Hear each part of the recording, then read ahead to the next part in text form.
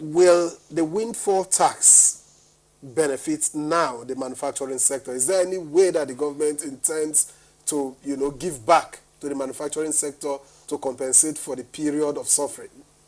Yeah, the only way the manufacturing sector will benefit is for government to use the proceed of the windfall tax to put up infrastructure to improve production in the country. Right now, the manufacturers are facing power problems. The cost of production in this country is very high. Mm-hmm. So what do we do to improve power supply? Will government get the money and invest in the power sector? Because I keep saying it, if you resolve Nigeria energy crisis, you have solved our problem. Mm. If this country will have uninterrupted power supply, it will trigger growth of so many industries. And it also attracts so many foreign investors to come and invest in the real sector and the manufacturing sector. So what I expect government to do is to find a way to use these funds and invest it into the infrastructure. That's where the manufacturers will benefit, because you will not give them cash. You can never give manufacturers cash. So government should find a way to improve manufacturing sector by improving the energy infrastructure. Another way is to use policy, because right now the banking lending rate is so high.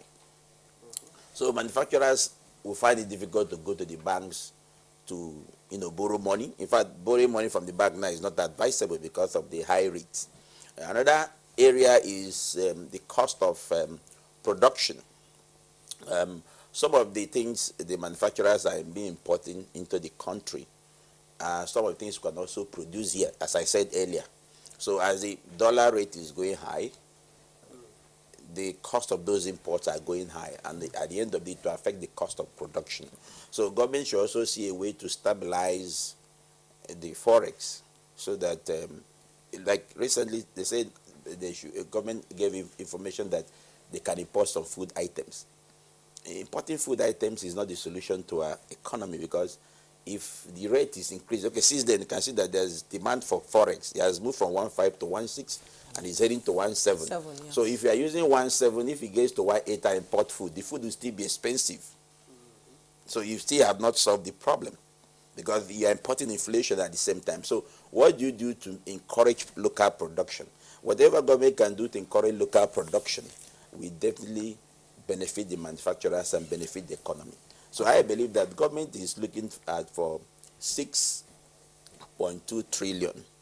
The budget was increased to the additional 6.2 trillion. 6.2 trillion. Yes, and out of this 6.2 trillion, they are looking at using this windfall tax as part of the funding to fund that particular increase in budget. The national budget. Exactly. So what we talk to government is that, where do we put this money?